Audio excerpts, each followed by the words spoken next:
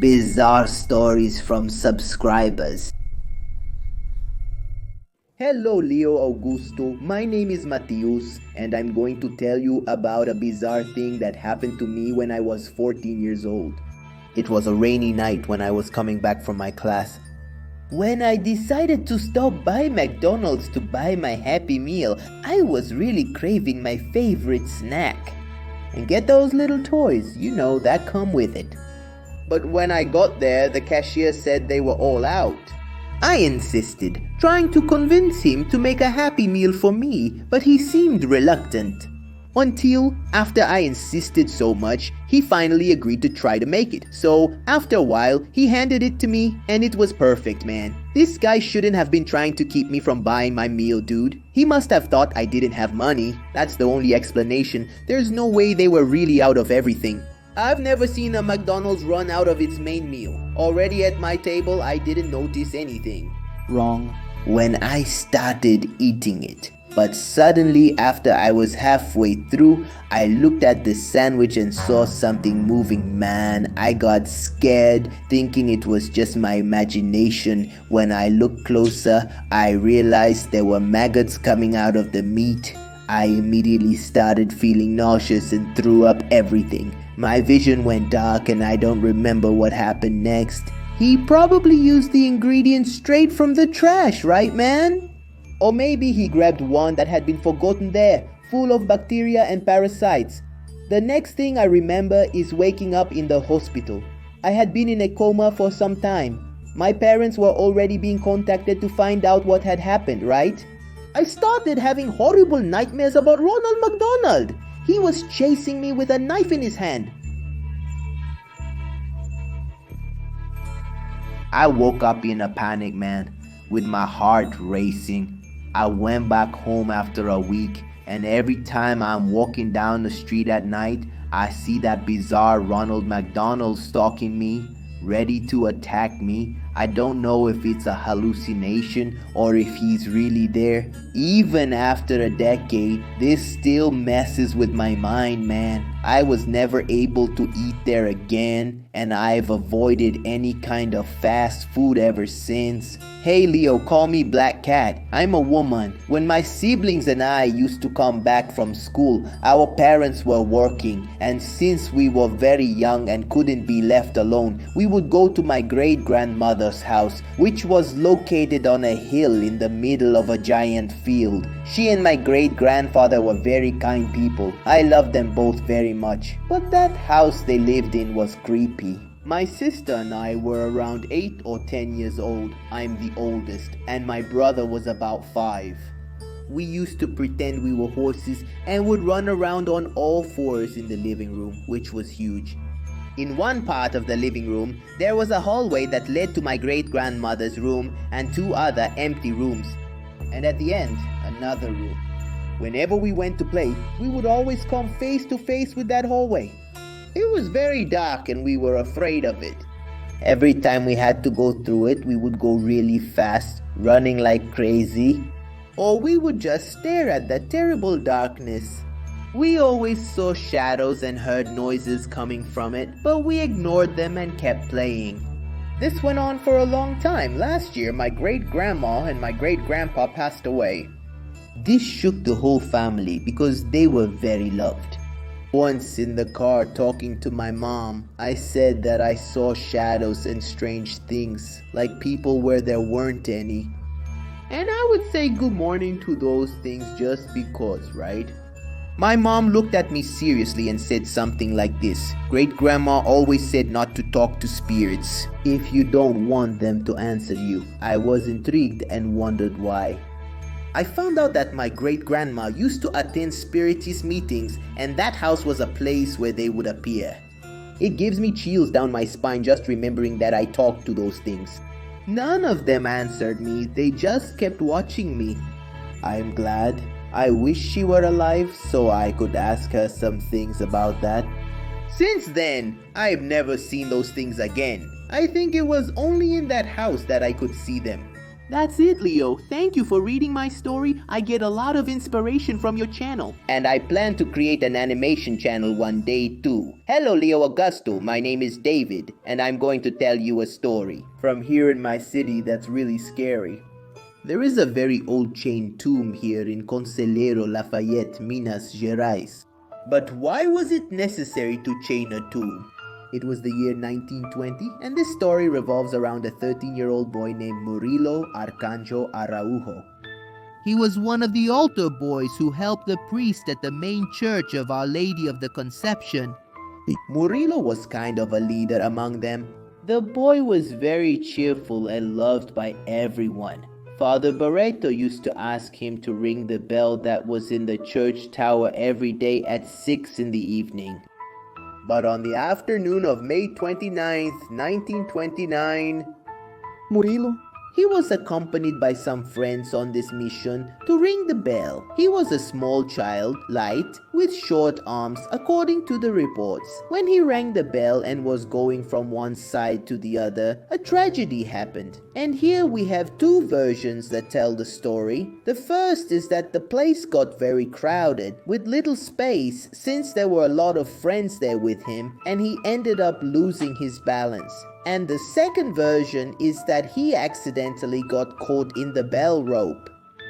One of these situations caused the boy to be thrown out of the bell tower from a height of about 20 meters. Murilo did not survive the fall and ended up being sent to the other world. The boy was buried in a tomb at the entrance of the Nossa Senhora da Conceição Cemetery. But strange things started to happen. The church bell began to ring by itself every day at 6 o'clock in the evening. That was the time Murilo used to ring it. The people in the town were very scared because it seemed like the boy was still going there to ring the bell.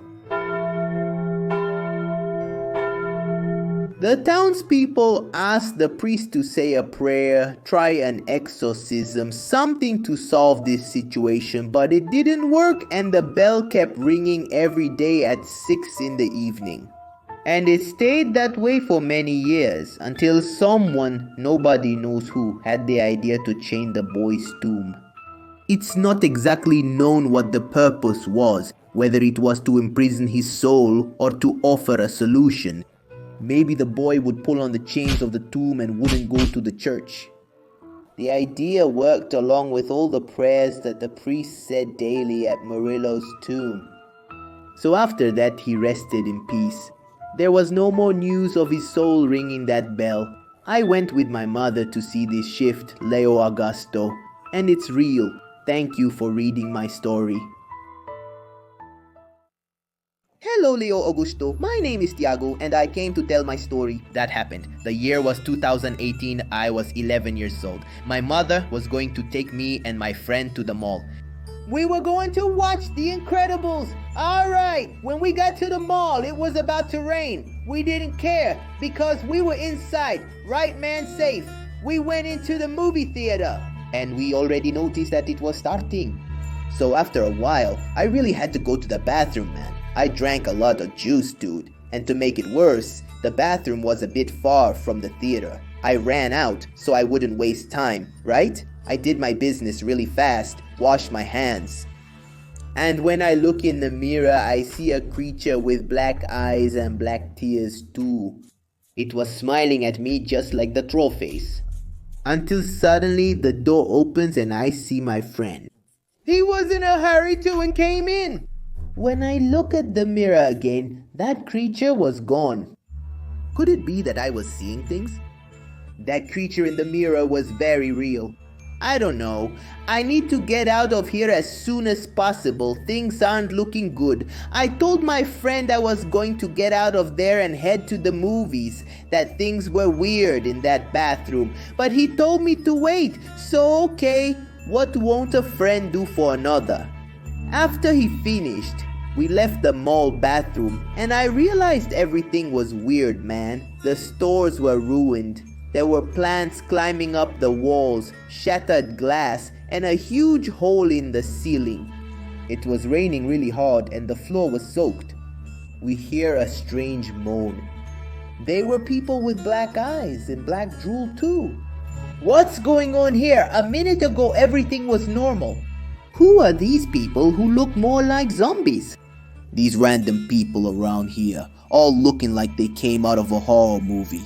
We started running. I got separated from my friend until I bumped into one of these people, man, and they said the following to me. What are you doing here, kid? This isn't your place. Go away before it's too late. I asked him where I was. He said that place was Sete Alem. I was supposed to get out of there as soon as possible. I would have to go back to the same place where I was and wait for a while.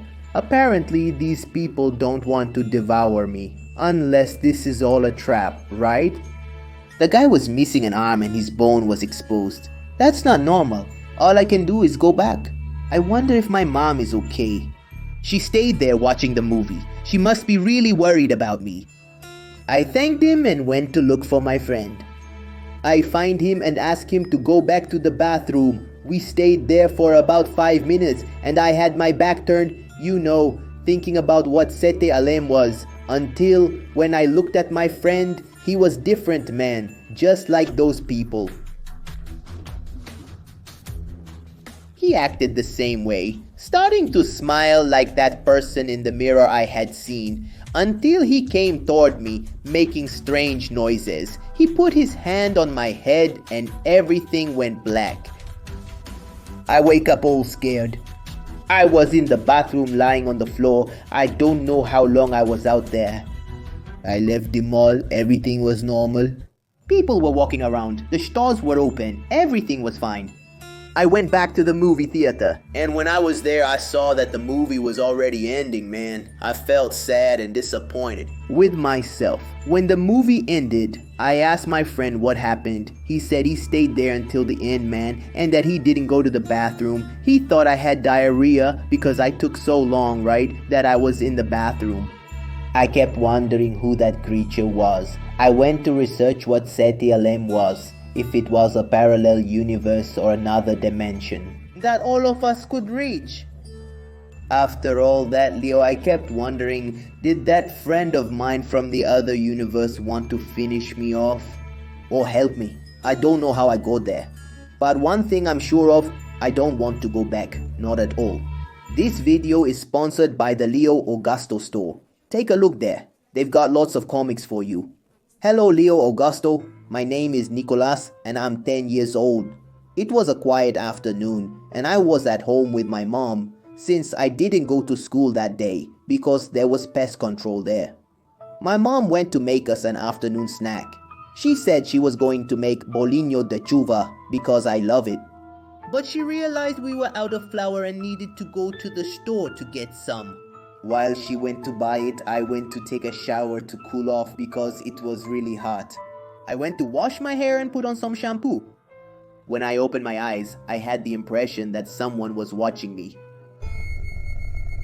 I could only see a shadow leaving. I thought it was my mom, but I was a little scared, so I asked, right? Mom, are you home? And no one answered. I left the bathroom already shaking with fear as I was heading to my room. I saw the shadow of a tall, pale woman with black hair parted in the middle, really thin, almost bald. She had a sad look with black eyes, and what scared me the most was her mouth, which had a lot of blood. And she also had an expression of sadness, right? I was in shock looking at that. I didn't even know if it was real when suddenly she asked in a sinister voice, Son, is that you? I was terrified and didn't say anything, man. Answer! Boy, then she came toward me already with her hands up, man. Wanting to catch me when suddenly my mom showed up calling me and that thing disappeared. To this day, I haven't told anyone what happened because I know they won't believe it. Even for me, it's hard to believe in all of this. It's been 5 months since that happened, and I've never seen that again. That's a relief, but legend has it that there's a woman who left her house to go to the market. And she left her 9-year-old son alone. When she came back home, everything was on fire and her son had disappeared. And that haunted her forever. Because she didn't know if her son was alive or not when she passed away. Legend has it that her soul kept wandering. And when she sees a child who is a boy, alone at home, she asks if it's her son. If he answers no, the soul gets furious and rips his head off, and if he says yes, she takes that child to the afterlife and is never seen again. Around here, just the other day, a 10-year-old child disappeared while his mother went to the market. I think it was that thing that took him away. After that day, I never stay home alone anymore, and I go everywhere with my mom. Thank you, Leo. Hi, Leo, my name is Rosanna. And today, I'm going to tell you a story that happened about 3 years ago and still makes me very anxious. It was a normal day. I followed my routine, right? I went to school, came back, did my homework, and at night I decided to watch some television, right? Like I usually do every day. I love watching the cool anime shows, you know? The house where I live is very strange because the family lived here for many years. Died in a car accident and they say their spirits are still trapped here. Actually, that's the reason we live here, right? The rent was cheap because of that legend, right? So, we came here. I don't even believe in those stories, right, Leo? And I'm fine with it. That's just nonsense. So, while I was watching television, I felt a strange sensation. And when I looked to the side, I was surprised. I saw a girl with her back turned. She was in the corner of the room. She looked about 10 years old. I was scared and curious at the same time. The girl then started to walk, and at the same time I followed her. She went to the back door, and the curious thing was that she passed right through the door. That was a spirit. I went up the stairs and went to my room to watch from the window that faced the backyard, right? What I saw there made me even more scared. There were 4 people there laughing and dancing, but I couldn't hear anything. I was even more surprised when my dog got close to them. I feared for my little dog's life. However, the spirit girl petted him and my dog started to talk, and then I could clearly hear every word coming out of his mouth. He said the plan was working. I didn't understand what was happening until one of them bent down and said they were making people fight so we could leave the house. There really were a lot of fights happening at home. My parents were always arguing over silly things, and apparently it was their influence. It's working perfectly, Vlado. Chaos is reigning in this humble house. We're on the right track. 1 more month and we'll probably be done. The fights are constant, no matter the reason. Even a dirty dish is enough to start a fight. Keep staying inside the house, my dear Bingo, because you are guiding us, building our bridge to this world. This dog Bingo was in the house when we got here, and we thought he had just come in randomly, right? So he actually belonged to these people. Suddenly one of them noticed and I ran out. I quickly locked all the doors, turned off the television and lay down. I couldn't sleep after that because these spirits can go through walls and doors, right? I just covered myself from head to toe and kept praying, Father. Our Father who art in heaven, hallowed be thy name. In the morning. The next day, I told my mom everything, but she called me crazy. Right after that, I saw Bingo in the backyard. He smiled at me, but it was a mocking smile, Fortunately, we moved out of the house soon after because of a leak we had. The dog disappeared too. But I remember waking up one night and seeing him standing like a person, looking through my bedroom window. He smiled and walked out the gate. To this day, I don't know if that was just my imagination or if it was real. This video is sponsored by Leo's store. Take a look there. They have lots of comics for you. Hi Leo, my name is Amanda. I really like your channel. I'm going to tell you a story that happened to my mom and my dad. Something very strange happened at their farm. About 30 years ago, they had gone to spend Carnival. They went there and invited some couples who were friends. Since the house at the time was very small and old, they decided to bring camping tents to sleep in the backyard. When they got there, they set up the tents and spent the day having a barbecue.